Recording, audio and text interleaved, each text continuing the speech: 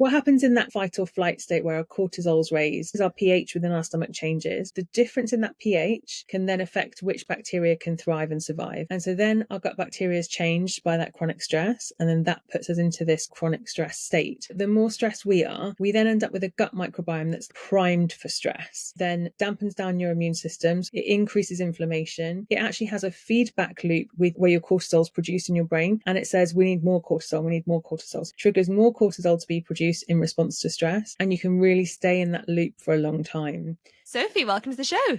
Hi, thanks for having me. When we eat our food, we've taken a big mouthful of food, we're chewing it, it's in our mouth, then what happens? Can you talk me through the process of what happens after that? Yeah, I mean, it's a long process, but we can definitely talk through it. Yeah. Important to remember that your digestive tract, I think sometimes people think you put it in your mouth and then maybe an hour later you need a poo and that's the same thing coming out of your body, right? But actually there's a huge long process that happens, and that reaction that we sometimes get to eating is just the last thing moving through, if you know what I mean. It's like a conveyor belt system. So something that you ate a few days ago is now coming out. So once we chew, we've got enzymes in our saliva that starts to help with the breakdown of food. So enzymes are basically chemicals that help to break down structures and bonds between molecules of food. And essentially the whole process of digestion is to break things down into the smallest possible molecules that it can be. So take a piece of pasta or a piece of bread, your body's going to work with different enzymes and different processes to break that down to glucose or sugar, right? That's the smallest molecule, and that can then travel across your gut barrier into your bloodstream. So we chew and chew, and that physically and mechanically breaks down the food, and it's mixed with enzymes and saliva in our mouth, so it gets ready to then pass into our stomach. It's projected down our esophagus through a series of muscle contractions. We've got a sphincter, so a tightening at the top of our stomach that lets it into the stomach itself. In the stomach, it's mixed with acid, really. So everything we eat is immediately turned to acid.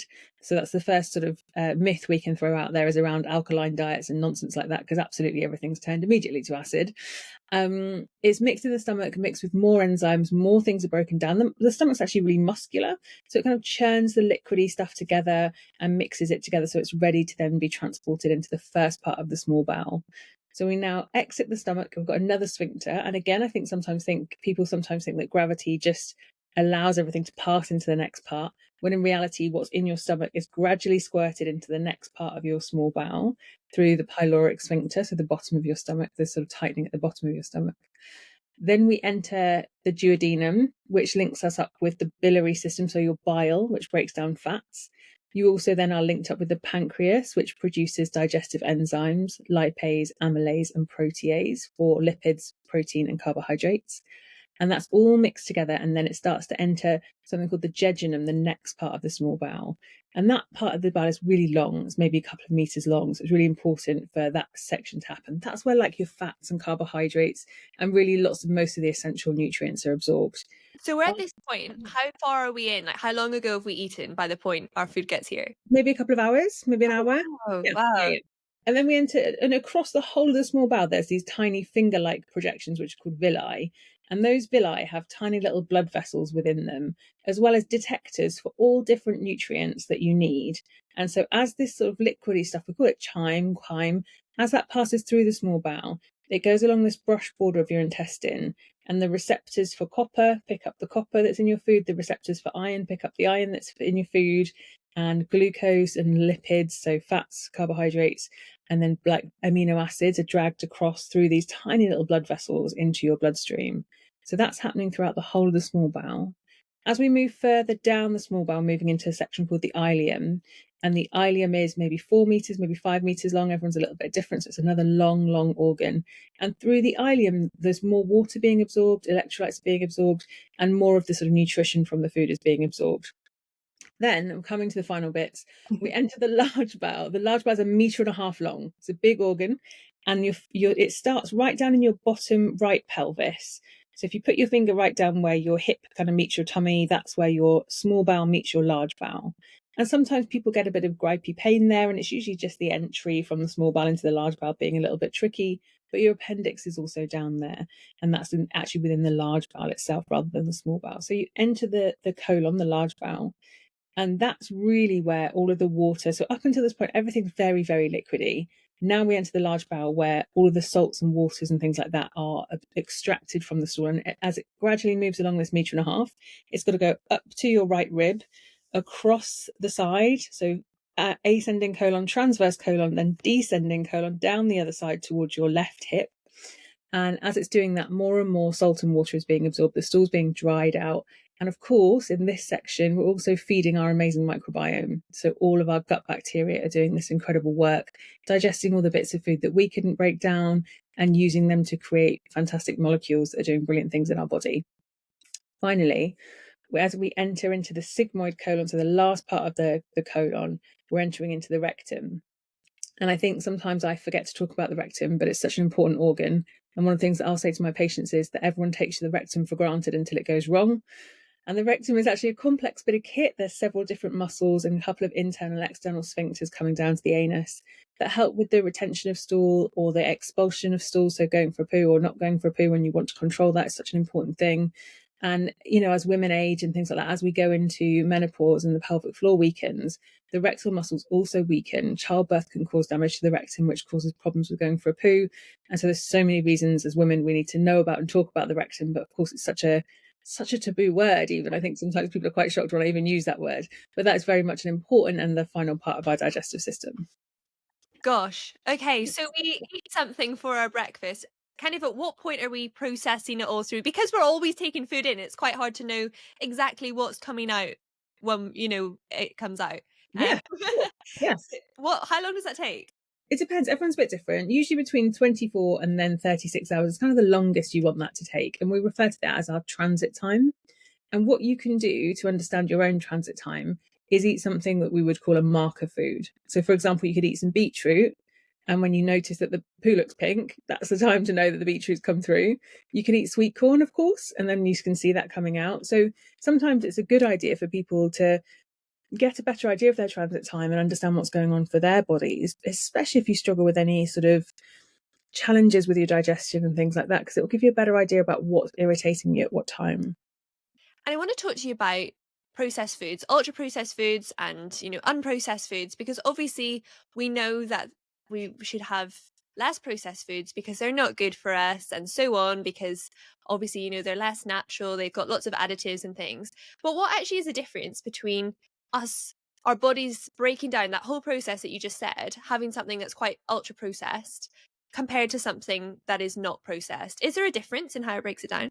Yeah, a huge difference. So if we think about the least processed form of sugar, for example, might be something really complex like a whole grain carbohydrate. So a whole germ of wheat, for example, compared to a cube of sugar, which the body's completely ready immediately just to absorb straight into the bloodstream. Whereas that germ of wheat needs to be ground up by our teeth, processed by salivary amylase, processed by the other pancreatic enzymes to break it down to release the sugars, to then allow that sugar to be transported across the bowel wall. And that's really what we would have been eating, right? Historically, obviously, we would have ground it up probably to release the flours and things like that. But ultimately, it's a very long way from the refined sugar that we find in ultra processed foods. Then if we think about how really lots of ultra processed foods don't need a lot of chewing, they don't need a lot of digestion, there's not a lot of fiber there, they don't need a lot of breaking down, which might sometimes sound like a good thing, but in reality our body's just not having to do its normal digestive processes to break it down. And some of the ingredients and some of the additives our body doesn't recognize them as food, and then that can theoretically create some inflammatory reactions and things like that cause problems for people. Interesting. So kind of 2 points from there then. Firstly, the ultra processed foods obviously don't have the lovely, vitamins, health benefits and all of these things that naturally would. So it rushes through in your body, all those little kind of fingers you said that take in little, you had the iron and whatever that it's taking in. Obviously it doesn't have any of that, it just shoots right through. And then secondly, it probably has all of these additives and chemicals, which when it does get to kind of its resting place of it's been absorbed, all of these horrible additives that make it last for 3 months and not go off or whatever in your fridge, then that's kind of been absorbed. So actually what is being absorbed is bad and there's no good things that actually are being broken down. Is that kind of... Yeah, I think we need to be maybe a little bit more generous to processed foods, please, processed foods, right? So obviously we know breakfast cereal is classed as a processed food, but there's some really great benefits to eating breakfast cereals, including that they're fortified with vitamins and minerals and things like that. Plant milks are generally thought of as a processed food, but actually there's some benefits. If we look at baby formula, that's actually an ultra processed food. And of course, that can make people feel very worried. But of course, babies need baby formula. Yeah. So we need to be a little bit more nuanced with our conversations around this. We certainly get some nutrients from them. We certainly get some benefits when we eat them. Of course, we know that it's very easy to gain weight on these things. So we're at least absorbing all the calories and the proteins and things like that. But it's certainly less healthy for us. Our body doesn't have to work as hard for it. And also we are, as you say, consuming a lot of the things with them we don't really want to. So with preservatives, we think they're not very good for our microbiome. Emulsifiers, we think, are not very good for our gut lining. And then all the other bits and pieces, colorings, sweeteners, all those other things that we know or don't know what effect they're having for the most part. Yeah, it's probably just as frightening when you kind of think what you don't know. And I guess when you say ultra processed food, I'm immediately thinking of your McDonald's, your Burger King, which obviously we know when we eat it, it tastes great. Well, sometimes. And also we kind of know it's not great for us. But as you say, there's so many different processed foods that you don't even consider, which, cereal, if you're having Weetabix, it's still processed. It might not be that sugary and, it's enjoyable every so often. But yeah, as you say, it is just kind of rewriting that. It is obviously going to be part of our diet at some point in the modern world, but it's just keeping the awareness of it is Oh probably the yeah. balance. Yeah. Well, when I'm talking to my patients about ultra processed foods, I talk to them about looking out for those particularly risky ingredients like preservatives and like emulsifiers. But actually, if you take something like Weetabix, it's fine to include Weetabix in your day, not necessarily daily diet, but certainly regular diet and habitual diet. One of the things that we talk about is that actually in the studies on ultra processed foods, even the people with the best possible health outcomes still consume some processed foods and ultra processed foods because they are just ubiquitous. They're everywhere, right? So we are not, as dietitians in a sort of the nutrition community, we're not asking people to cut them out altogether. We're asking people to be more aware and mindful and try not to have them in their habitual regular diet and think about them as being occasional things as opposed to daily things. Yeah, absolutely. And then you appreciate it more as well. And I think when you start opening the can of worms of what is ultra processed and what is not, it is frightening. So it is just, I guess, being aware of the worst ones for you, and then also, having a realistic view on it is, yeah, definitely something that is more realistic as it comes to day-to-day things. And one thing I wanted to specifically touch on is IBS, so irritable bowel syndrome. Where does that actually come from? And can you almost define it as well? Because you kind of know the manifestation of it. If you suffer from it, you'll definitely know the manifestation of it. But what actually is it? Yeah, great question. So IBS, interestingly, has very recently been recategorized as a disorder of the gut-brain axis. So finally, doctors and consultants, etc., should be recognizing, and GPs should be recognizing that this isn't just a off you go and get on with it. This requires maybe some gut directed hypnotherapy, maybe some counseling, maybe some support for the mental side of IBS. And what we think is going on, there's two sides of it really. One is that at some point there would have been what I would call a microbiome injury. So your gut bacteria will have been through some sort of stress or trauma that's affected the populations, and now that's not functioning as well as it used to. And that could be things like antibiotic use, it could be food poisoning, it could be even just a period of really acute stress. And that's the trigger point for IBS. So the gut bacteria are unhappy, and that then becomes a feedback loop, a negative feedback loop via the vagus nerve with the brain. What we know to be true about people who live with IBS, and we do this through a very interesting study where you put balloons up people's bottoms and you inflate them. And people with IBS say, ow, that really hurts, much quicker than people without IBS. So the nerve endings in IBS are much more sensitive. So when people with IBS are more bloated, they're much more uncomfortable than someone else who might be bloated but doesn't bother them.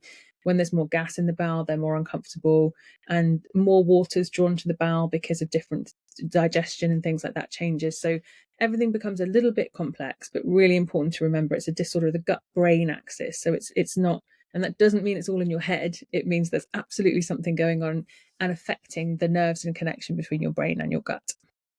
And what are the key triggers to this IBS? Because the obvious ones, dairy, gluten, that sort of thing. But some people suffer from quite obscure ones as well. Like onions or apples, and there's lots of different things. So what's the difference? How does it vary? Yeah, so what we know to be true is that for 80% of people, 85% of people with irritable bowel syndrome, a diet called the low FODMAP diet works. And FODMAPs are fermentable carbohydrates that are found in many, many different foods, as you say. So gluten is one, or wheat is one, as is dairy. So lactose, so not necessarily cheese and yogurt, but definitely milk itself and ice cream, that sort of thing. Then also onions, garlic are classic ones for IBS triggers. Apples, pears, lots of the common foods we eat actually contain FODMAPs, and people can end up eating quite a lot of them in a short space of time. So clinically, and it's really helpful and important to do it with the supervision of a dietitian, what we do is remove all those FODMAPs for a short period, maybe 4 weeks, maybe a couple of weeks, depending on where you are with things. And then we'd introduce them one by one and see what individual triggers you have, so that you're not having to avoid this huge long list forever. You're just avoiding a couple of things, or even having an idea about what dose of those things you can and can't tolerate.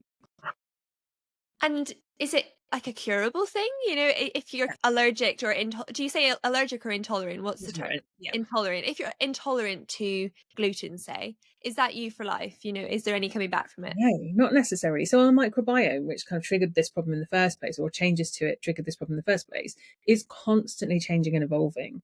So in my practice, what I do is I recommend really good probiotics that are targeted to the source of the problem, the symptoms that this problem person is having specifically. So if it's constipation, I'll recommend a particular brand. If it's diarrhea, it'll be something else. If it's bloating, it'll be something else. We try and understand the symptoms so that we can prescribe the right treatment.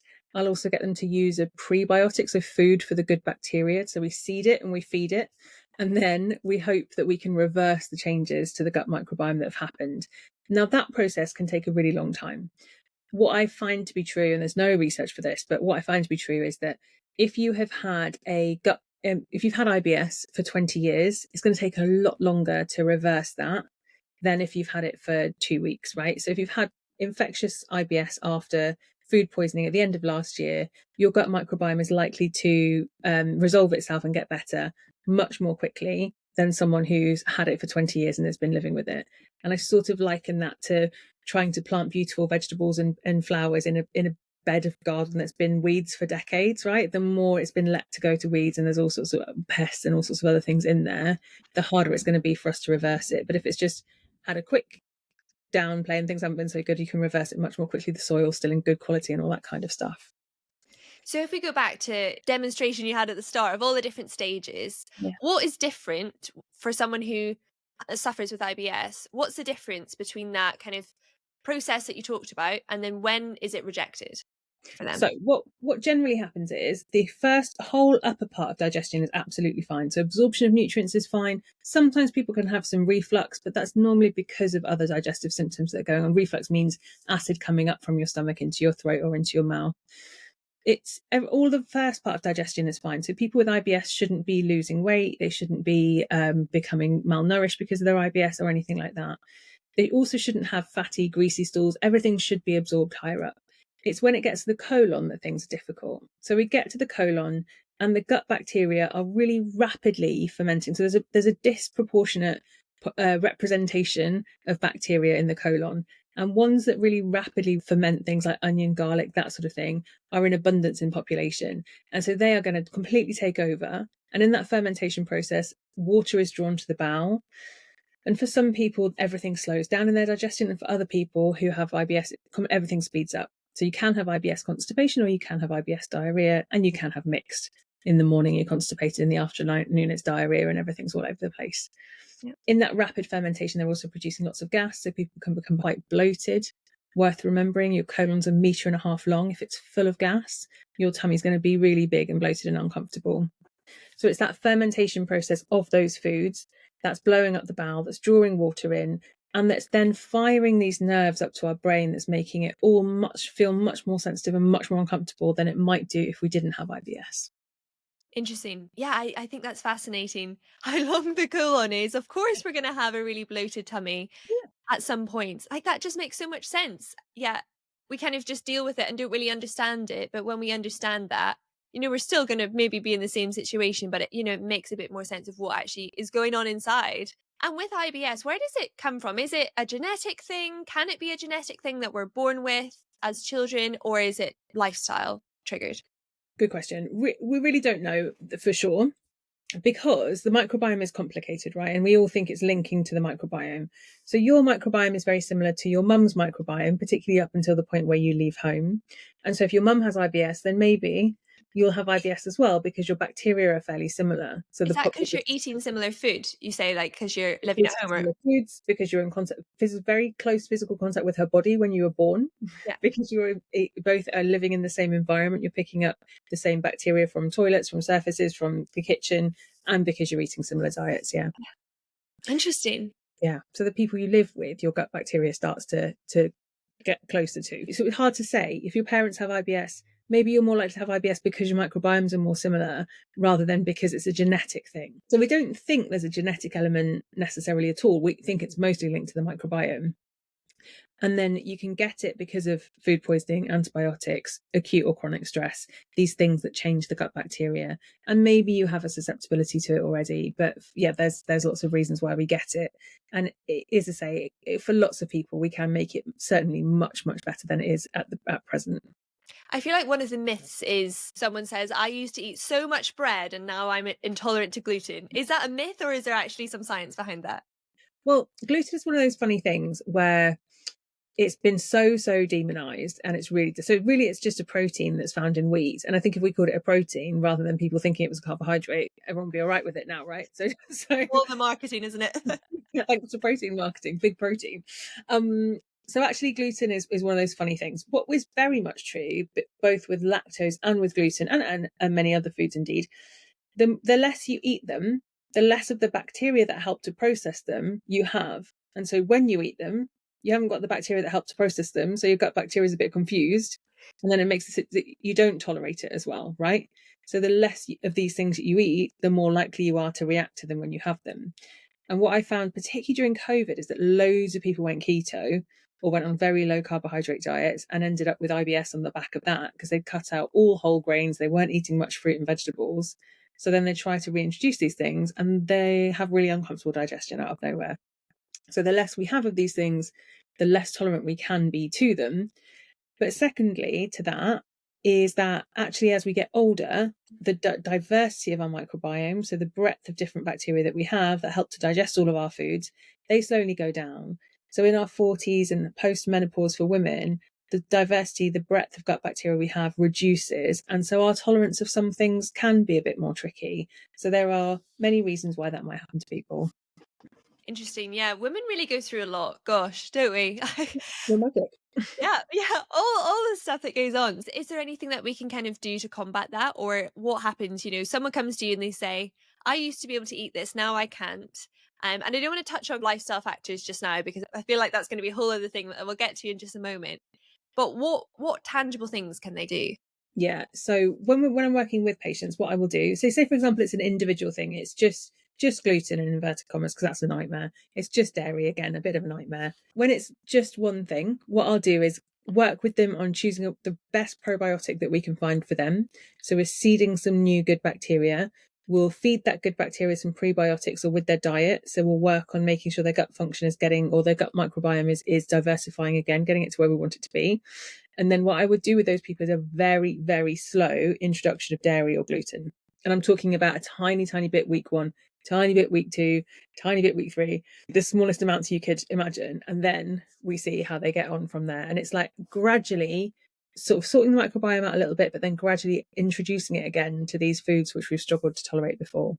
Yeah, so adding in those supplements that will actually build up the bacteria that's going to be breaking down the food, and then slowly introducing this food again, and actually it kind of works together and you build up that tolerance almost. Do people have symptoms kind of throughout that, or is it just less severe? It's usually we get to a point where it's such a small amount to start with that they are absolutely fine and it's okay. Their body doesn't even know they've had it. And then by the time it gets to the big stuff, the bacteria is kind of a bit more comfortable with it and a bit more used to it. What I should caveat this with is I'm talking exclusively about gluten intolerance here, not celiac disease. So celiac disease is a lifelong allergic type reaction. It's not an allergic reaction, but an allergic type reaction to gluten, where gluten is completely toxic in the body and actually kills off those little villi in the bowel, so you can't absorb nutrients properly. So in celiac disease, they must never have gluten, and there's no reintroducing process or anything that can help that, unfortunately. And with those severe allergies and intolerances that a lot of people, well, I say that confidently, maybe you can correct me, a lot of people are born with, Yeah. question mark. Why is that? What are they missing? Like, how does that manifest itself? Like, can we not just add more supplements in to break it down? Yeah, great question. I mean, it depends on the allergy or the intolerance itself. So there are some allergies. We think that allergies are born from, we call it the hygiene hypothesis. So we've not been exposed to enough of these kinds of things. Our immune system doesn't recognize them properly, and our immune function goes a bit haywire. And they're becoming, allergies are much more common than they ever have been. Mm-hmm. And same with celiac disease is increasing, I think. So your question was, can we not supplement and it can go away? Well, just kind of where do they come from? Why do some people have allergies? What are they missing in their digestive system? Yes, allergies are very much more an immune reaction. So in Where is that in your food body then? allergies, within your immune system itself, so it's like within your bone marrow, some of it will come from your gut, but it's very much linked to your whole immune system. So you can have like a IgG or an IgA mediated food allergy. And that usually manifests as sometimes vomiting, sometimes burning, sometimes a swelling in the mouth and throat that people have experienced, sometimes rashes around the mouth or sores within the mouth. But food allergies are always very different, very separate to food intolerances, and can be easily tested for and diagnosed, whereas food intolerances are much more difficult to diagnose. And unfortunately, none of the commercial food intolerance tests are evidence based whatsoever. So we must never do them or use them. Yeah. Interesting. Okay, and then we're going to do it. We're going to go into lifestyle factors. I feel like I bang on about stress. I like to ask everybody what is the impact of stress, because in each different part of our body, stress impacts it differently, but it's all connected. We've got the gut brain connection, we've got so many different things. I was speaking to someone yesterday and they said how the pelvic floor is actually linked to our jaw and the bottom of our feet. And I'm like, oh my goodness, there's more links. Like, it just seems quite endless. And then, of course, our lifestyle factors can be so influential in, how we digest dairy. Like, how Absolutely. is that even, like, talk me through the science there. Why does our lifestyle factors impact how we can digest? Yeah. So when we are excessively stressed, it affects so many different things within our digestive system. So it could be either excessively stressed, where something really stressful has just happened, a bereavement, for example, something like that, or just low level chronic stress that we're not getting on top of. All those niggling things, high pressure stuff that gets on top of us all the time, but we try and sweep it under the rug and get on with it. What happens in that kind of fight or flight state where our cortisol's raised is that our stomach acid changes, our pH within our stomach changes. And if everyone tries to remember back to like GCSE biology, that different bacteria grow in different acidity or alkalinic environments, right? So the difference in that pH can then affect which bacteria can thrive and survive. And so then our gut bacteria is changed by that chronic stress. And then that puts us into this kind of chronic stress state. What's really, I think, completely fascinating is that the more stressed we are, we then end up with a gut microbiome that's like primed for stress. So your gut microbiome then dampens down your immune system. So you're more, because it's like we need to get in control of things. It increases inflammation. It actually has a feedback loop with your HPA axis, so where your cortisol is produced in your brain. And it says, we need more cortisol, we need more cortisol. So your gut bacteria triggers more cortisol to be produced in response to stress. And you can really stay in that loop for a long time.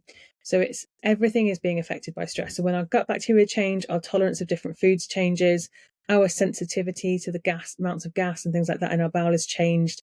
And that can then be that sort of short-term or chronic stress can be really perpetuated by gut bacterial changes over a longer period of time.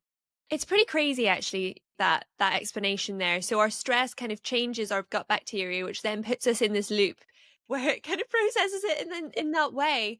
And you kind of said chronic stress there is that situation, that manifestation of that. What do you define as chronic stress? What are we kind of talking Yeah, about? good question. I mean, when I'm working with patients, I would suggest that most of them are under some kind of chronic stress. And that's not because we all necessarily are, we all don't manage it very well, but it's, I think, because we don't really detect it. Some people don't really realize how much pressure and stress they're under. And for some people, they've done loads of work on themselves. They maybe have loads of great meditative practices, for example, or things that they do to manage stress. And so they do have a lot of pressure in their life, but it doesn't manifest for them physically. Whereas other people are under huge amounts of stress, and sometimes I can even see it on their face or in their actions or in the way they are conversating with me, but they don't recognize it, and that can be a trickier conversation. And what about the more fleeting, stressful moments? I'm sure everybody's been in that situation where they have, maybe if it's like an athletic event, okay, I need to fuel up here, or maybe they have an interview, I need to have some, good food so I don't be grumpy to the people I'm trying to get, to like me or whatever it is. And of course, you've got to run to the loo and it's just all out before you've even kind of thought about it. What's happening there? Yeah, so that's our kind of very immediate fight or flight response. So your body is going, okay, in a minute I'm going to have to run or fight. So let me get rid of everything that's in my body because I don't want to carry this around with me when I'm going into this situation. Meanwhile, we're shoveling pesto pasta into our mouths and hoping for the Right, going to fuel up, right? It's really inconvenient. And actually, some people experience that and some people don't. And those that don't probably have different gut bacteria and less propensity to things like IBS than those who experience that quite a lot. I'm lucky enough to work with some really high level athletes, and working on preventing nervous poos is a big part of my job with those people because, of course, if you're in the middle of a rugby match or you're in the middle just about to go and do an athletic event, the last thing you want to do is have an accident on the pitch or have an accident on the field. So what's your process? What do you do? What's the kind of what do you work through? So we would think very carefully about what they eat in preparation. We'd look at any ongoing kind of chronic symptoms. And it's all this gut bacteria work again, right? So trying to reverse that. But really the main thing is let's eat the things that are least likely to make that happen on the lead up to that event. Yeah. Interesting. Yeah. Oh gosh. Yeah. So many bits to cover, and you kind of talk a bit about, on your social media and so on, about examining our poo. Again, oh, the glamour of this, but so important. We all go through it. What does that actually mean? Like, what should we actually be looking for? Yeah, great question. So I think we all could do with being a bit more aware of what's happening in the toilet, because actually your poo is a great reflection of how you've done that day. It's like a marker out of 10 for how your body's reacted to what you've eaten, right? So we want it to be a kind of a mid brown color, so like a conker type brown color. That's a normal color for poo. The normal frequency of going to the toilet is between 3 times a day and 3 times a week. So for some people, it's not very frequent. For some people, it's more frequent. Anything outside of that, if you're only going for a poo like twice a week, or you're having your bowels open 4 or 5 times a day, that's a good thing to have a chat with somebody about, especially if that changes. So you used to be a 3 a day person and now you're a 5 a day person. Go and get that checked out. We want it to be like a smooth sausage consistency. So we don't want it to be like those hard pebbles, and we don't want it to be so loose that it doesn't hold together in the toilet. It needs to have some kind of form. Ideally, also, we don't want it to be those kind of held together hard pebbles. We want it to be smooth and sausage like. And that's the consistency that means that you're getting plenty of fiber, you're keeping well hydrated, and you're doing all the good stuff. So those are kind of the main things. We don't want to see any blood in the toilet. If we do, we definitely need to go and see the doctor. Even if you think it's just hemorrhoids or just a tear or anything like that, please go and see the doctor.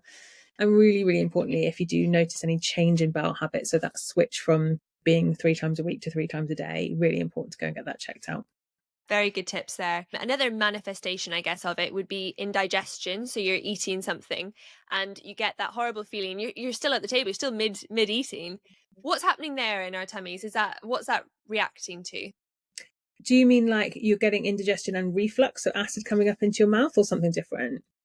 I guess more kind of, yeah, that reflux kind of feeling. Yeah, sure. Or yeah, sometimes people get that, so they can get like acid into the mouth. That's usually either because you've got a bit of a slow stomach emptying problem, which might be a chronic thing, or it might just be sometimes when we are chronically stressed again, the digestive system just slows down a little bit and everything keeps a bit too still. Yeah. Sometimes it can be that we're eating things that are quite high in fat, and that fat layer can sit on top of the stomach acid, and that can come back into the mouth, which is uncomfortable. Sometimes it's that we're sitting in a funny position on the sofa and not mindfully eating. Sometimes we're eating too quickly. Caffeine can cause that, particularly coffee on an empty stomach can be a problem for people in that situation. Really acidic foods, so having lots of lemon juice and things like that. So there's lots of reasons why people might get that. People sometimes also mid-meal can get a lower down stomach pain and know, actually, I'm going to have to rush to the toilet quite quickly after this. And that's to do with this triggering system that we have in our body. So we're eating, and that's triggering our colon to say, we need to make some space for the next meal, right? And so it's going to reject what's there. And again, some people just have a much more sensitive colonic reflex than others. And that then means that that's really, they're really aware of that in their bodies. And what are some of the red flags where people might describe their lifestyle, their general eating habits, and, all that goes on, their toilet habits and everything like that? What are some things that maybe people could identify? Because I think when we talk about IBS, it is very severe and people only really identify it if they're massively bloated or they're massively having, different toilet issues. But what are the different stages of that? What are some key identifiers for you? Yeah, I mean, I suppose it's difficult for me to say because people come to me with a problem, right? They book in to see me because they've got a problem. But there is also this group of people who book in to see me for something else. And then they'll say, actually, I'm quite bloated sometimes. Or actually, yeah, I do have diarrhea quite often. And then we can get stuck Yes, into, they're going out the door, and you're like, oh yeah, no, come literally. back. But actually, by the way, to be fair, I always ask, but quite often it's a complete afterthought for them. Yeah. So things that would be, oh, hang on, we need to address that, would be loose stools. So having your bowels open more frequently, it's very loose. It's not necessarily, maybe it's quite urgent as well. You have to rush the toilet. Equally, people who know they need to go for a poo, but they can't quite go for a poo. That's normally pelvic floor problems that we can resolve there, not between me and them, but usually with a pelvic physio. Um, Sometimes it's wind and bloating that's bothering them. And it's really helpful if you've got wind, if I know whether it's smelly or not, which might seem like a funny question, but the more bad bacteria you have in your colon, the more sulfur and methane is produced, and the more your wind will smell. So that's helpful to understand. And then, yeah, basically constipation, diarrhea, bloating that's uncomfortable, or smelly wind are things that I would like to know about. I guess realistically, like looking at our lives, they are quite stressful. They are quite pressured. You know, we all know the feeling of having a day off and thinking, oh my goodness, I have a whole day off in front of me and nothing to do. And I guess that is when we look back and think our lives are actually quite stressful or quite pressured and quite busy, full of things. And as we said before, you know, we can't really avoid the ultra processed foods because they're so ingrained, they're so hidden in all the foods, and they're, you know, just in the supermarket. And obviously, you know, the busier your life is, maybe the less time you have and so on. So it's kind of that other cycle that we kind of lead to. What is a realistic, you know, you can't avoid all stress in your life. You can't avoid all ultra processed foods, but what's a realistic approach to health, I guess? Yeah, I mean, I think the most important thing is to find ways of managing stress that fit in with your lifestyle, that suit you, that work really well for you. So in my clinic, we've got this booklet which is called Non-Diet IBS Approaches, but it doesn't just apply to people who have IBS, it applies to anyone. In there is things like gut directed hypnotherapy, gut directed yoga, breath work, meditation, like a little booklet of rescue remedies for stress. And what I What's ask people to, directed yoga?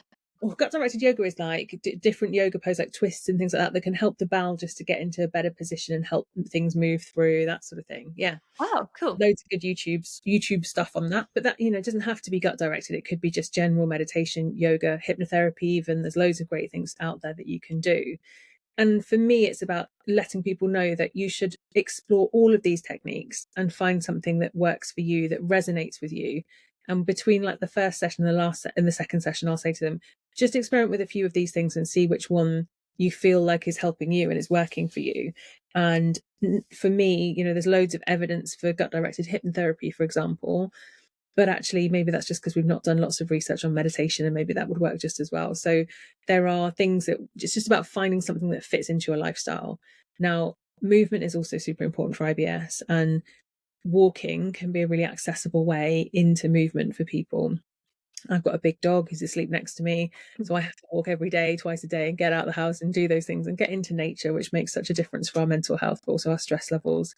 But finding a way of accessing that, even if it feels like it has to be after your evening meal and you're just walking the streets and it's boring, but at least you're getting out there and moving your body. But finding ways of moving your body that suit you, that work well for you, is another really important way of managing stress and helping your body to cope with stress. So it could be go for a walk and sit in the park and do some breath work. It could be listen to some guided meditation on the tube and get off a stop earlier, or whatever. There are things you can do just to try and fit it into your routine so that it feels accessible, easy, manageable, and not overwhelming and like another huge thing you've got to think about. It should feel like your special me time that feels great, not this extra, oh my God, I've got to do my meditation. That's so annoying. Does that make sense? Yeah, yeah, absolutely. So if you're having a really busy day and you have, you know, maybe you have a really nutritious, lovely lunch that you always have, yeah, you're having a really busy day, you eat it and you feel really bloated and horrible afterwards because you're really stressed and you're on public transport getting from meeting to meeting, or you're in a taxi or whatever, or maybe you're walking and eating at the same time. What would be your advice? They can't carve out any more time in their day, Yeah. but what would the mindset shift be to help the digestion in this process? So the first thing is don't eat when you're on the go, right? And try and breathe deeply when between meals, between mouthfuls, sorry. Try and take your time over your food. Chewing is one of the least um there's people don't talk about chewing enough. It makes such a difference the amount that we chew our food. I've got braces, like fixed braces, when I first had them on the top and on the bottom, I realized that, I was eating salad, but I was hardly chewing it at all because you couldn't really. And my digestion was terrible. So it's about recognizing how much chewing makes a difference. And even when you're stressed, just taking that moment just to chew for a little bit longer and taking your time over your food. So those two things are important. But when you've got yourself in a sticky situation, there are two sort of things that can help loads. One is breath work. So when we're stressed and when we begin to get bloated, our diaphragm starts to push down, and that pushing down of the diaphragm then pushes your stomach forward and out. And that can both feel uncomfortable because our clothes don't fit us properly anymore, but also feel embarrassing and obviously uncomfortable generally. So breath work can help to release the diaphragm, and that can then help everything to sit a little bit more comfortably in the stomach and make things easier. So breath work can really help. Gut-directed hypnotherapy, just listen to it in your headphones in that moment can really help. 10-minute meditation might really help you as well as an individual. But a cup of peppermint tea or some peppermint oil capsules, peppermint helps to relax the digestive tract.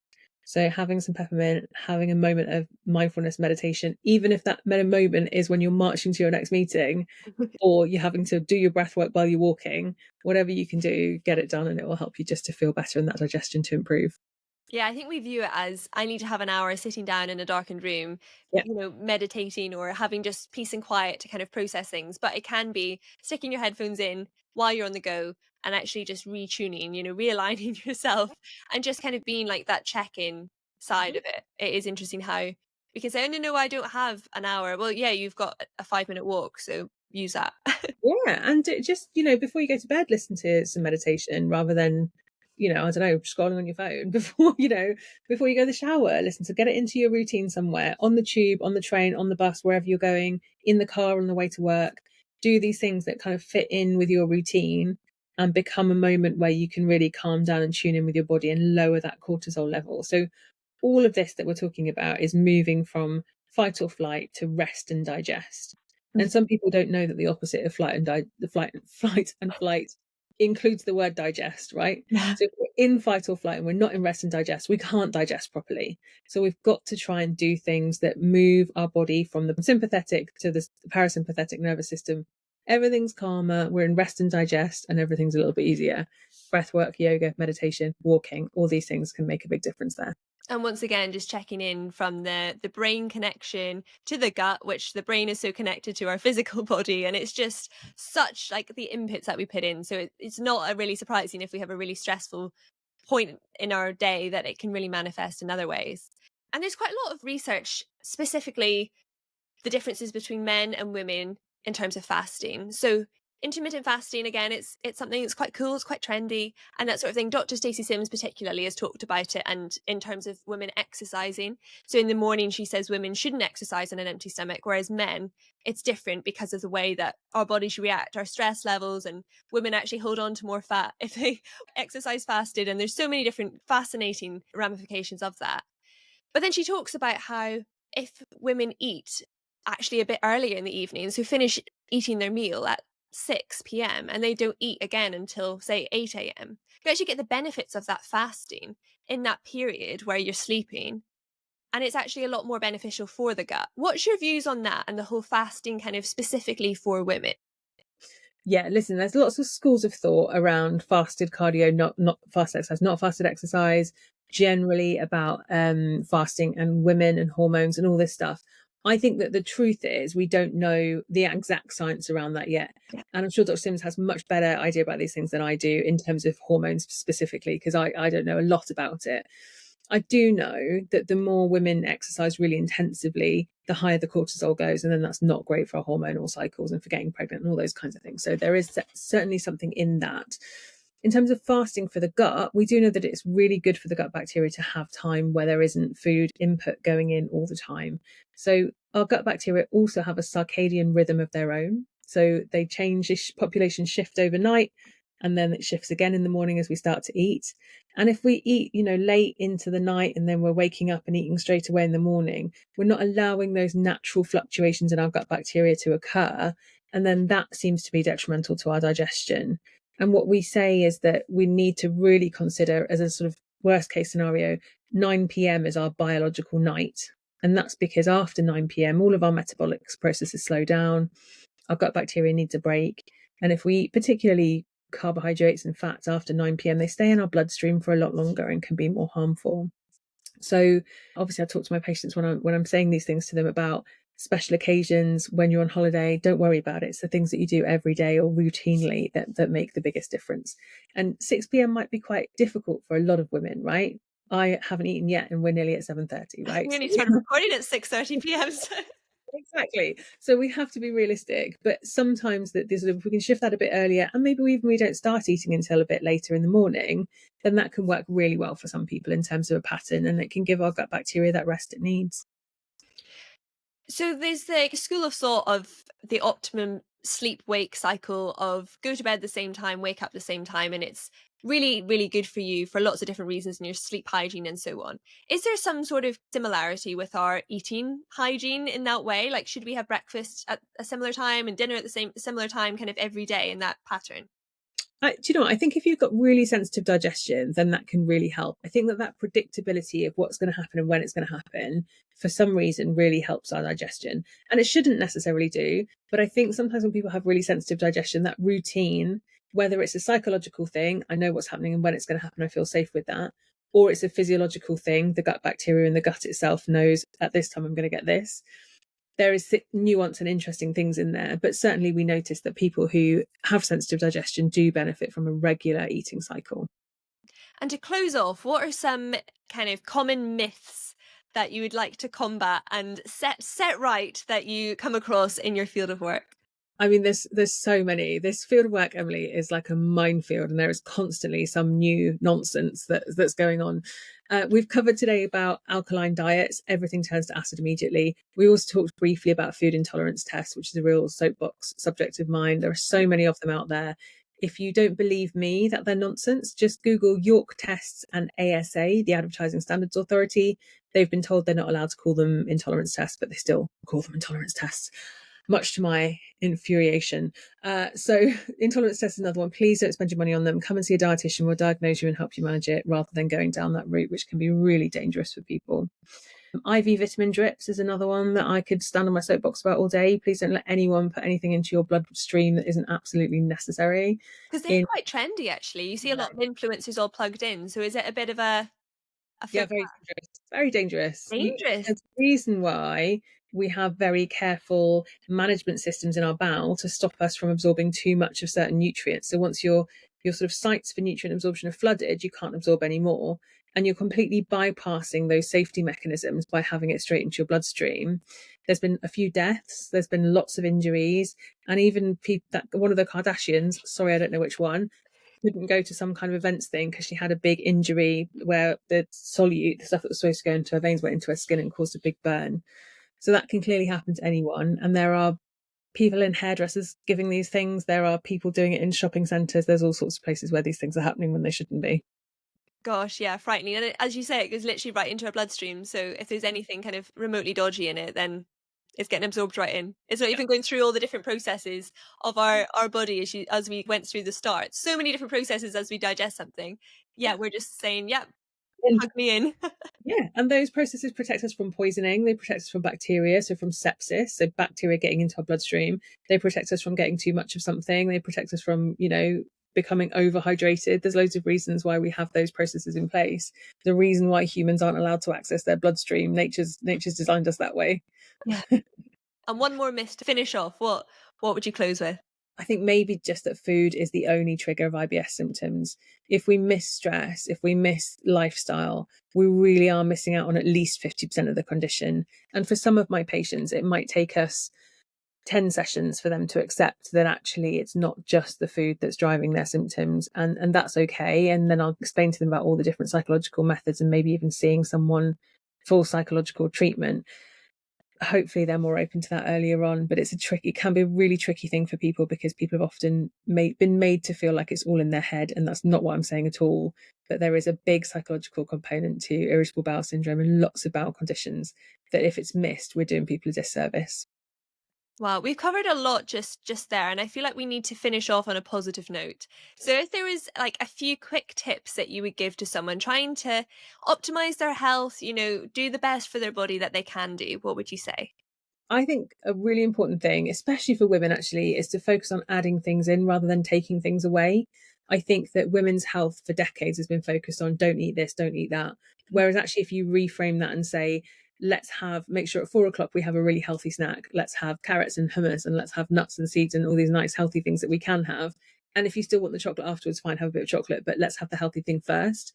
And let's make sure we have a real abundance of different plants in our diet. So add some extra strawberries or some extra blueberries to your breakfast, or tomatoes and mushrooms if you prefer a savory breakfast, whatever it is. Add those plants in wherever you can, and add more fluid, add more hydration, whether it's nice herbal teas or just more water, whatever you fancy. Obviously not fizzy drinks and processed stuff, but adding more things in is really the key for helping you to get to a place where your diet is as healthy as possible, but also shifting that mindset from deprivation to abundance, which then makes this much more overall healthy eating a much more sustainable journey. What I find really helpful, and it sounds so obvious when I say it, but it's like the rainbow plate. And it's literally just counting how many colors you have. And even that, if you have a red pepper and a yellow pepper, they're different in terms of the benefits of them. Like, how cool is that? They're the same, vegetable, yet they have different benefits for you. And it's just so simple of looking how many colors do I have on my plate, and that is a good representation of how, not how good it's going to be for me, but like the benefits. You want to have as many colors as you can. It's so easy, so obvious, Yep. and so helpful. And counting plants as well, just going, okay, this meal's got 7, 8 different plants in it, even if some of them are only a small amount, right? Like I'm going to have some rice in a minute, my husband's made it with some cranberries in it. Oh, that's one extra plant that I've got snuck into there. It's nice. It's Amazing. good. Lovely. Well, Sophie, if people want to follow you online, work with you, keep up to date, where should they go? So I'm at Sophie Dietitian on all social networking stuff. My business is citydietitians.co.uk. You can book in online or contact our lovely admin team and get yourself booked in. And then if it's more a professional thing, then of course I'm on LinkedIn and you can find me on there under Sophie Medlin. Amazing. Thank you so much for joining. What a fascinating conversation. Lots and lots of takeaways. Yeah, a lot to take in. Thank you so much for your time. My pleasure, Emily. So nice to meet you. Thank you so much.